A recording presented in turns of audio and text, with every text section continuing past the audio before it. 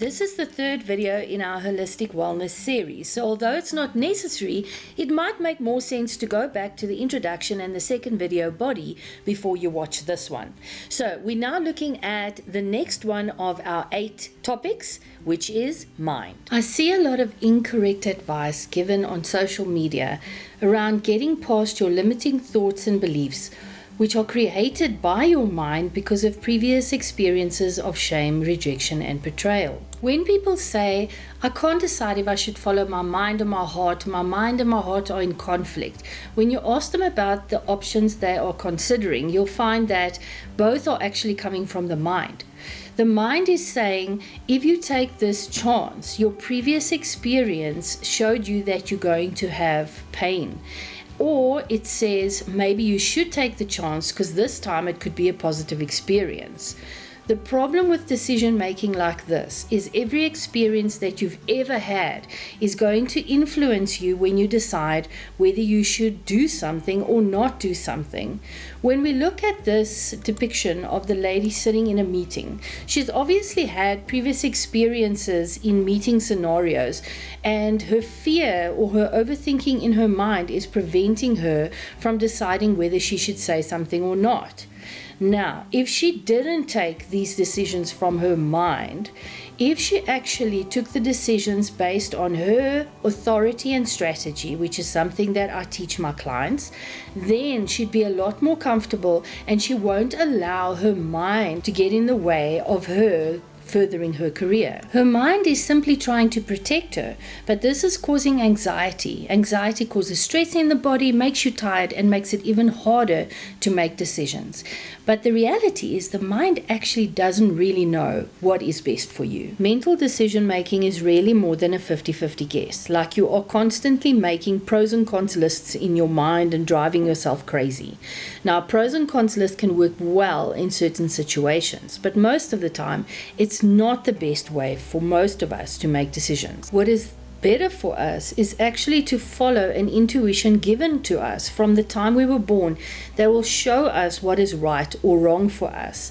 It's disconnected from the mind and the overthinking, so it doesn't allow itself to make decisions from fear.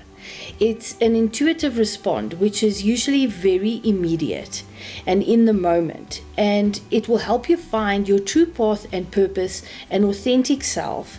And if you reestablish a connection with this sort of internal intelligence or superior consciousness, you'll find that you'll start being a lot calmer when you do make decisions, and you'll make the ones that are right for you. Mental well-being is associated with mindfulness, intelligence, and psychological wellness. And yes, there are very real conditions that somebody should be diagnosed for and go to a psychiatrist or psychologist for. But we're just talking about general use of the mind here. Your mind was given to you for your creativity, for your imagination, to find inspiration, for questioning things, to dream, to inspire, to formulate, and to teach others. The subconscious mind is for conceptualization, interpretation, awareness, cognition, and mental intelligence. In other words, you should almost see your mind as a backseat driver. It's somebody that's supposed to be sitting in the back seat and not getting involved with the driver's decision making as to whether we should go left or right or faster or slower. It should simply be interpreting, taking in what it is experiencing, and then taking those experiences and teaching others. The mind is here for you to take your wisdom that you're here to learn in this life and share it with others, to use your imagination. I mean, every single thing that you have, that you use every day of your life that never existed 5, 10, 15, 100 years ago came from somebody's imagination. That is how powerful the mind is. Whenever I think of imagination, I think of Will Smith when he's interviewed or doing motivational speaking, and people ask him, how do you get up every single day and do things that others think are impossible? And he says, he remembers that there was a time when somebody said, I want to bend metal, put people in them, and fly them across the sky, and people thought it was impossible. And today we get on a flight and we don't even ask how it works anymore. The mind is the leading cause of stress because of all of this overthinking, where all of your fears and anxieties come together.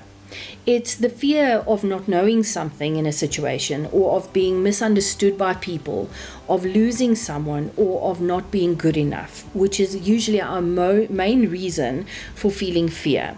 So how do you get past these fears? You become mindful, or we can call it noting. You take notice of when the reason you have the anxiety, the reason why you feel fear or having difficulty making a decision is because you are making that decision from your mind.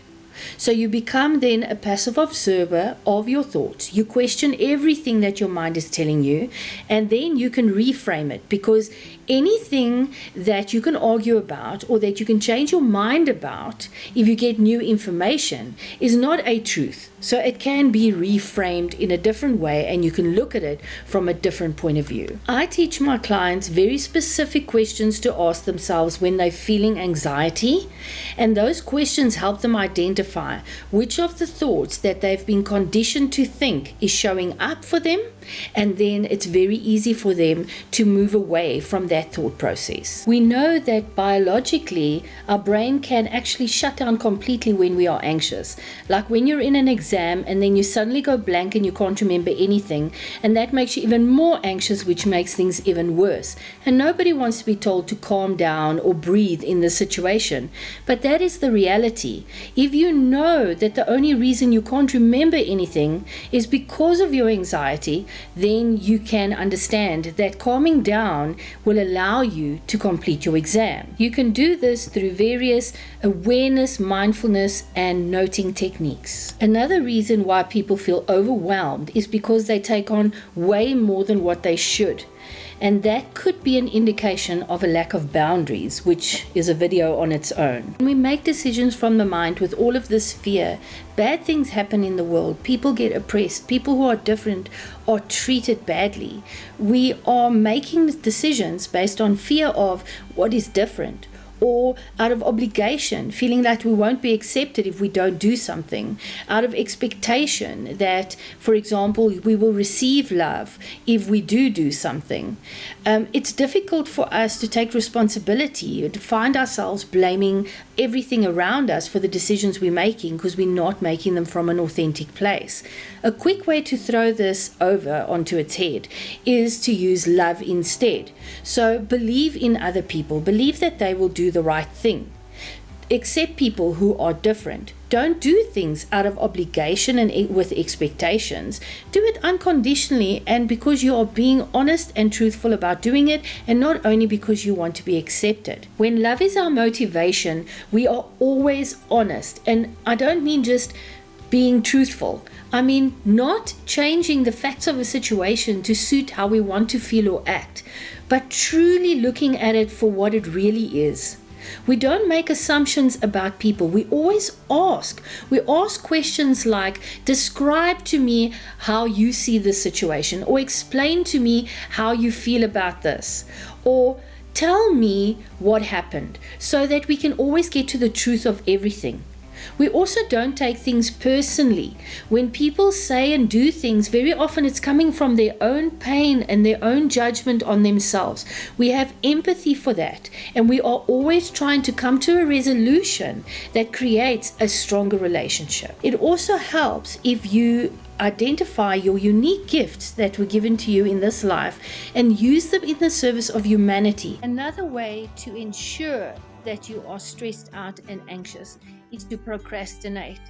At the end of the day, you're going to spend so much time worrying and stressing all the way up to getting the job done.